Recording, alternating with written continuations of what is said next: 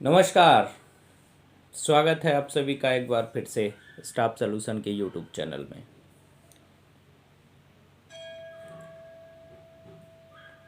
Gayatri mission वालों का एक नारा याद आ रहा है, हम सुधरेंगे युग सुधरेगा, हम बदलेंगे युग बदलेगा। और कुछ ऐसा ही हम सभी के साथ भी होता है। जब हम अपने अंदर परिवर्तन लेकर के आते हैं, हम अपने अंदर बदलाव लाते हैं, तो हम देखते हैं कि धीरे धीरे जो है हमें सभी चीज़ें जो है बदलती हुई नज़र आती हैं। आज से आप सभी लोगों के लिए एक ऐसे कार्यक्रम की शुरुआत करने जा रहा हूं। आज उसका पहला एपिसोड है। बहुत दिन से सोच रहा था कि इस कार्यक्रम की शुरुआत करूं। कई सालों से मन में विचार चल रहा था, पर आज जा कर के उसको एग्जीक्यूट कर रहा हूं। और इसका जो नाम है वो हमने बहुत सोच समझ करके डिसाइड किया है। इस कार्यक्रम का नाम रहेगा जीवनशाला। तो जीवनशाला के इस पहले एपिसोड में आप सभी दर्शकों का बहुत बहुत हार्दिक स्वागत, वंदन, अभिनंदन है। और साथियों, यकीन मानिए, ये जीवनशाला प्रोग्राम जो हम लेकर के आए हैं, अगर आप इसको पूरा देखेंगे, हर एपिसोड देखेंगे, तो आपकी ज़िंदगी में इतने बड़े बड़े परिवर्तन आएंगे। देखने का इन द सेंस ये नहीं कि एक कान से सुन लिया और दूसरे कान से निकाल दिया। देखने का मतलब ये है कि जो इसके अंदर बताएंगे उसको आप फॉलो करना। ठीक है, किताब में लिखा हुआ है कि रोज़ 7 लीटर पानी पीना चाहिए, सुना और निकाल दिया और पिया आधा लीटर भी नहीं, तो उससे बेनिफिट नहीं होता है दोस्तों। दवाई लिखी हुई है कि ये बीमारी में ये खाना चाहिए, तो खाई नहीं, बस पढ़ ली और बहुत ज़्यादा किया तो ख़रीद के ले आए पर खाया नहीं, तो उससे बीमारी ठीक नहीं होगी। एपिसोड देखने का मतलब ये है कि जो इस एपिसोड के अंदर बताएंगे, जो इस कार्यक्रम के अंदर बताएंगे, उसको आप अपने जीवन में लागू करना, उसको फॉलो करना और फिर बताना कि परिवर्तन आया है या नहीं आया है। इतने बड़े बड़े चेंजेस, इतनी छोटी छोटी बातें जो होती है ना, बहुत छोटी छोटी बातों से बहुत बड़े बड़े परिवर्तन लाए जा सकते हैं जीवन में। बस कमी हमारी ये रहती है कि हम उस चीज़ को फॉलो नहीं करते हैं, अपने जीवन में लागू नहीं करते हैं। तो लागू कीजिए इन चीज़ों को और यकीन मानिए कि छोटी छोटी चीज़ों से जो है बड़े बड़े परिवर्तन हो जाते हैं। जीवनशाला अनेकों प्रकार के विषयों के ऊपर आधारित एक कार्यक्रम होगा और ये निरंतर जो है चलता रहेगा।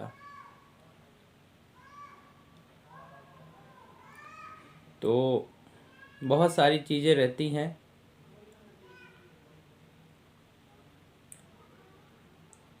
बहुत सारे मुद्दे होते हैं,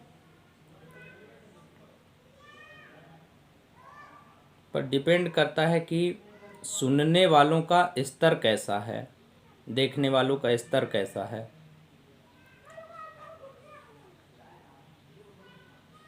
खैर, जो भी चीज़ें हैं, हर आदमी की अपनी अलग अलग सोच होती है, अपनी अलग अलग विचारधारा होती है। हम अपने अंदर क्या परिवर्तन ला सकते हैं, हम अपने अंदर क्या बदलाव ला सकते हैं, ये बहुत महत्वपूर्ण विषय है। तो आपको अपने अंदर परिवर्तन लाना है। जीवनशाला में जो है ऐसे ही रोज़ चर्चाएं करेंगे, रोज़ नए नए मुद्दे होंगे और इसके ऊपर जो है हर कार्यक्रम में हम बात करेंगे। और आज की जो बात है वो अखबार की सुर्खियों के साथ शुरू करते हैं। 78 मौतों के सभी आरोपी बरी, क्योंकि सरकार ने 6.5 साल तक न्यायिक जांच रिपोर्ट खोली ही नहीं, एसआईटी की कमियां देखी नहीं। ठीक है, आप लोगों को याद होगा झाबुआ जिले में पेटलावत तहसील है और वहाँ पर 6 साल पहले एक विस्फोट हुआ था बहुत बड़ा। शायद कुछ लोगों को याद हो, कुछ लोगों को ना भी याद हो। आधिकारिक आंकड़े मुझे तो नहीं पता है, पर मैं अखबार की खबर के आधार पर बता रहा हूँ। 78 मौतों के सभी आरोपी बरी हैं। और ये आरोपी बरी क्यों हो गए वो भी बताए दे रहा हूँ, क्योंकि इनका सरकार से सीधा कनेक्शन था। ठीक है, जो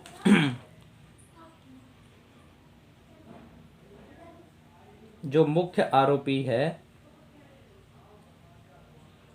बता रहा हूँ,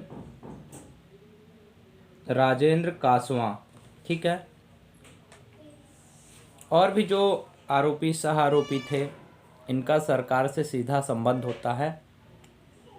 अभी वैसी कोई घटना हो जाती ना तो ना जाने क्या क्या हो जाता, समझ रहे हो।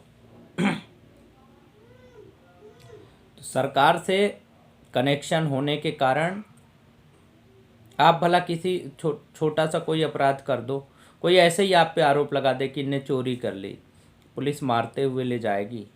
ठीक है, अब इसका एक दूसरा पहलू समझो। ठीक है, जैसे मान लो कि आपका एक्सीडेंट हो जाए रोड पर, आपके किसी रिश्तेदार का या किसी आम आदमी का। रिपोर्ट लिखाने में 15 दिन लग जाते हैं। ठीक है, एफआईआर कराने में, आपकी गाड़ी चोरी हो जाए या एक्सीडेंट हो जाए।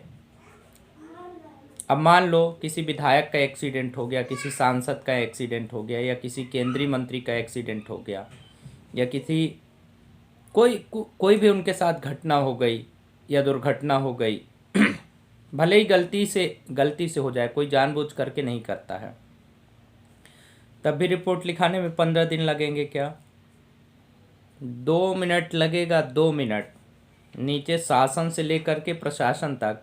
अभी हाल ही में कुछ दिन पहले एक घटना हुई थी, भोपाल सांसद प्रज्ञा सिंह ठाकुर को किसी का फ़ोन आया, भैया राजस्थान से अपराधियों को पुलिस उठा करके ले आई है, और आपके घर में किसी का मर्डर भी हो जाए ना तो आपको एफआईआर कराने में ही 1 महीने लग जाएंगे। तो ये कानून व्यवस्था है, और कानून व्यवस्था बनाता कौन है? हम सब जिम्मेदार हैं उसके लिए। खैर, ठीक है, बेटियां कभी हारी नहीं, बेटे भी अजय। भारतीय महिला क्रिकेट टीम जो है बहुत अच्छा प्रदर्शन कर रही है, उसके ऊपर खबर है। बहुत अच्छी बात है, कल विश्व महिला दिवस भी है। महिलाओं को आगे आना चाहिए, आगे बढ़ने का अवसर मिलना चाहिए।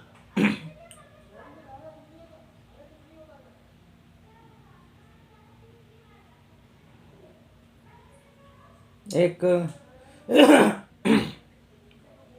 और बात है, तेल मसाले चाय चीनी दवाएं हो सकती हैं महंगी।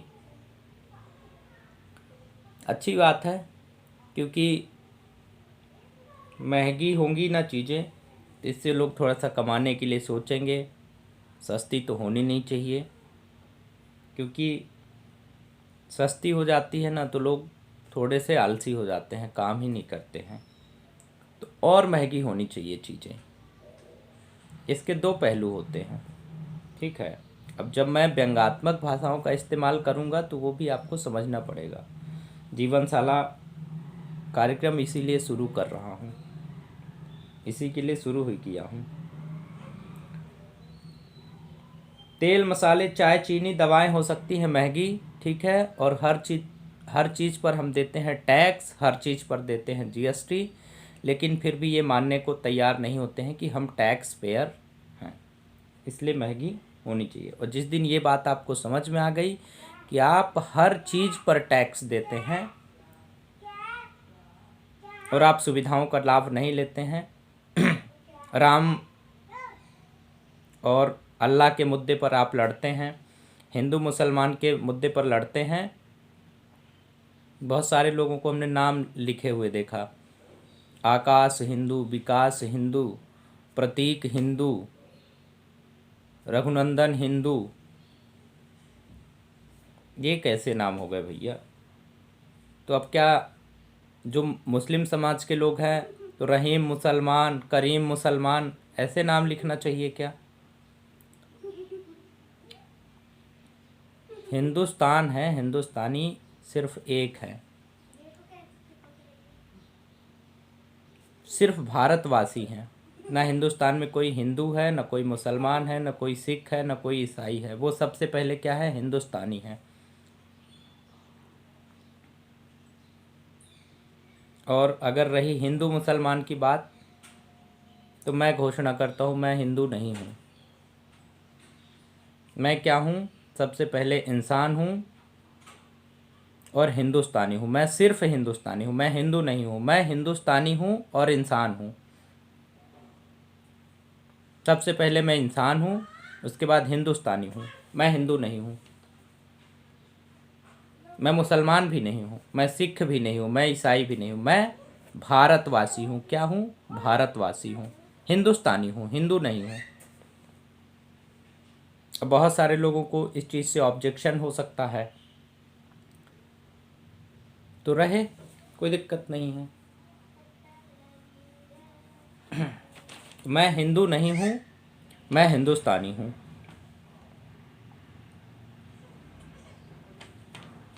और जो लोग हिंदू मुसलमान के नाम पे लड़ते हैं या लड़ाते हैं, पड़े रहो इन्हीं के चक्कर में। शिक्षा का, स्वास्थ्य का, रोजगार का मुद्दा तो ना जाने कितने पीछे चला गया। आप हिंदू के नाम पे लड़ रहे हो, मुसलमान के नाम पे लड़ रहे हो।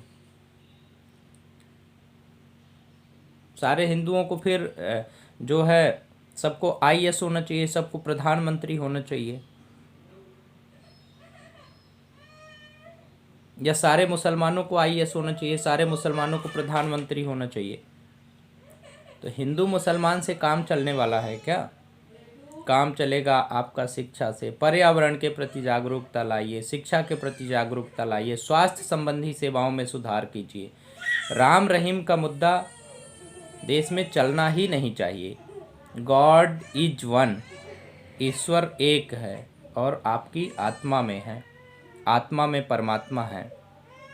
मंदिर में, मस्जिद में भगवान नहीं है, आपकी आत्मा में है। मंदिर मस्जिद में आप जबरदस्ती ढूंढने जा रहे हैं।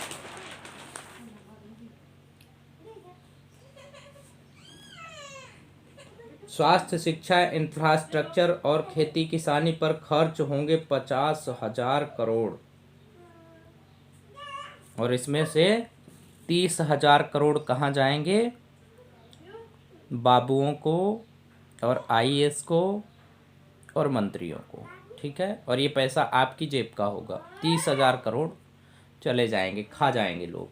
ठीक है, इतने ही लोग मिलके खा जाएंगे। 30,000 करोड़ कम ही बोला, बल्कि ज़्यादा ही खाएंगे। ठीक है, 50,000 करोड़ में से, और खाते रहेंगे और आप ऐसे ही देखते रहेंगे। आप गरीब के गरीब रह जाएंगे जब तक कि आप अपने अंदर बदलाव नहीं लाएंगे। ठीक है, अब बस ऐसे ही हमको फ़ोन लगाते रहना कि सर नौकरी दे दो।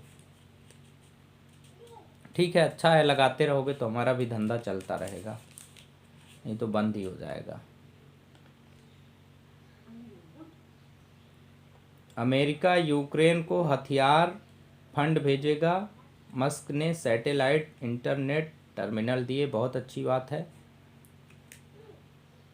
देना चाहिए। किसी विपत्ति में आए हुए व्यक्ति को या देश को सपोर्ट की ज़रूरत होती है और साथ देना भी चाहिए। भारत तो मूक दर्शक बना हुआ है, क्योंकि भारत को डर है। डर कैसा है? भैया इधर रूस के फेवर में बोलेंगे तो अमेरिका नाराज़ हो जाएगा, अमेरिका के फेवर में बोलेंगे तो रूस नाराज़ हो जाएगा। और हम इतने सक्षम हैं नहीं, हम इनके पिछलग्गू ही बने रहेंगे। अरे उनको अपने पीछे लगा लो ना। आप इतने सुपर पावर बन जाओ कि वो आपके फेवर में आ जाएं। आपको सोचना नहीं पड़े, सही को सही बोलने का साहस कीजिए भाई। गलत को गलत, क्या आप हिंसा का समर्थन करते हैं? नहीं करते हैं तो भाई बोलिए ना कि ये गलत है। हम अहिंसा के पुजारी हैं, गांधी जी के देश के नागरिक हैं। तो बोलिए आप कि भाई किसी पर हमला करना, किसी पर ज़बरदस्ती कब्जा करना ये गलत है।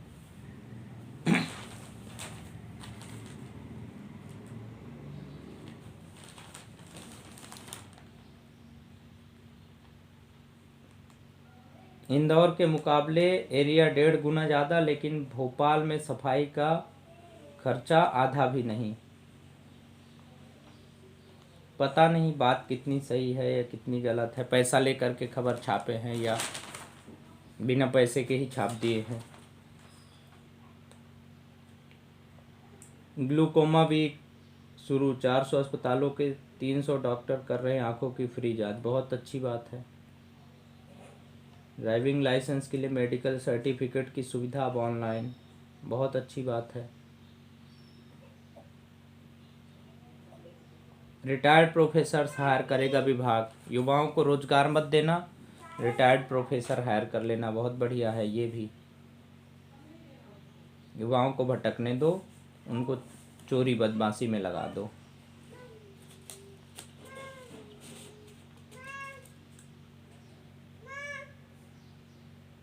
आठ 8,000 से ज़्यादा चोर उचक्कों को नोटिस। ये अच्छा काम हुआ।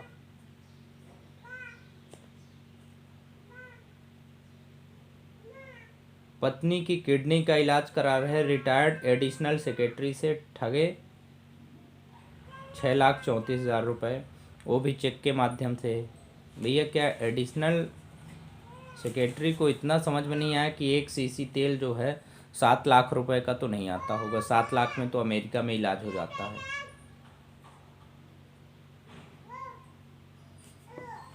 प्रचार के अंतिम दिन पैनलों ने निकाला जुलूस, मतदान कल। अच्छी बात है।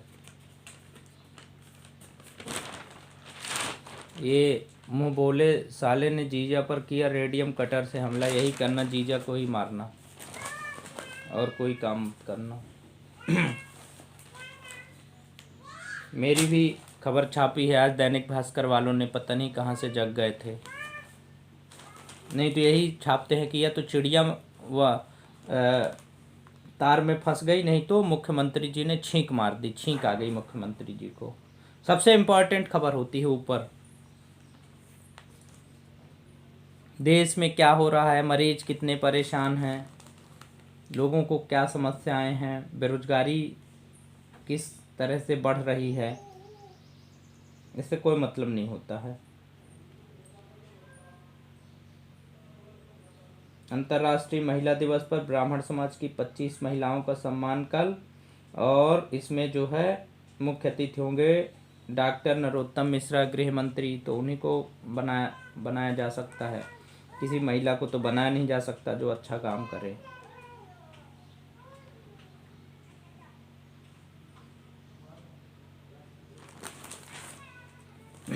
तो भैया जीवनशाला ऐसे ही चलेगी, ऐसे ही कार्यक्रम रहेंगे जीवनशाला में।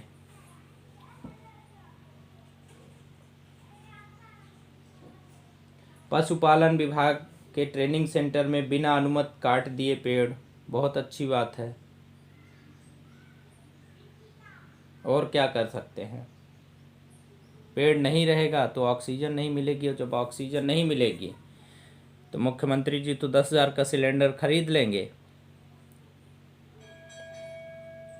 और जो नहीं खरीद सकते उन्हें कोई लेना ही देना नहीं। उन्हें तब लेना देना होगा जब उनको अपने लिए दिक्कत आ जाएगी, नहीं अपने किसी घर में माता पिता या भाई बहन को, बस उसके आगे पीछे और किसी को कोई लेना देना नहीं होता है।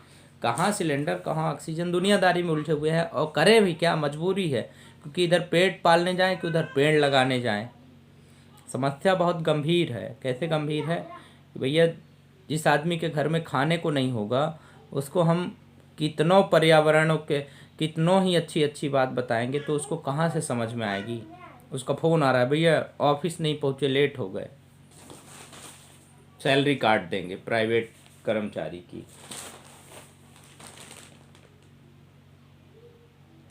दूल्हा कार के लिए अड़ा, दुल्हन ने पुलिस बुलाई, केस दर्ज। कार कमा के खरीद सकता था यार दूल्हा, तो समझदार दूल्हा था।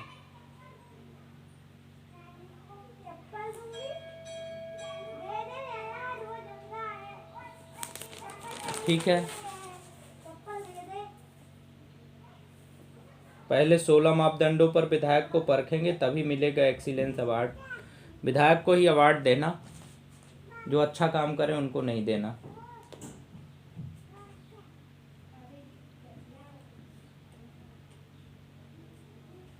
क्योंकि विधायकों के पास ही सबसे कमी होती है पैसे की और रुतबे की। गाड़ी घोड़ा भी नहीं होता है उनके पास, कुछ भी नहीं होता है। विधायक ही सबसे गरीब हैं समाज में, देश में, इसलिए उनको अवार्ड देना बहुत ज़रूरी है।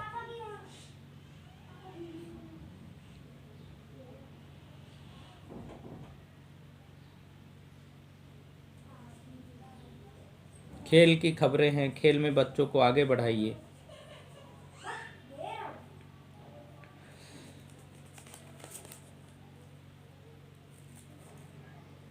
खेल बहुत महत्वपूर्ण हिस्सा है। सेव ग्रीनरी का मैसेज, पेड़ लगाओ। अब जो लगा सकते हैं वो लगाएंगे, जिनके घर में खाने को ही नहीं वो कहाँ से लगाएंगे। अपने पहले खाने की व्यवस्था करें कि पेड़ लगाने जाएंगे, कोई नहीं आता है भैया।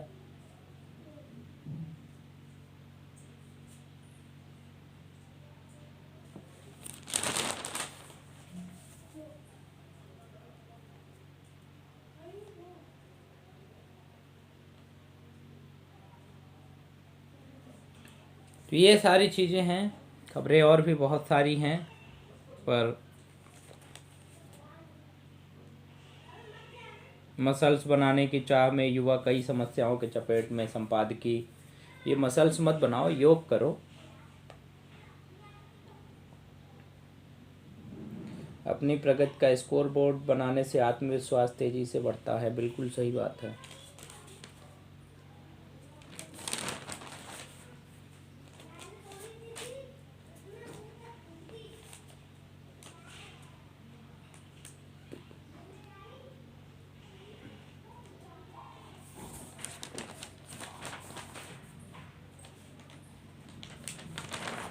चुनाव हो जाने दो फिर देखना महंगाई का स्तर कैसे कैसे क्या क्या हुआ।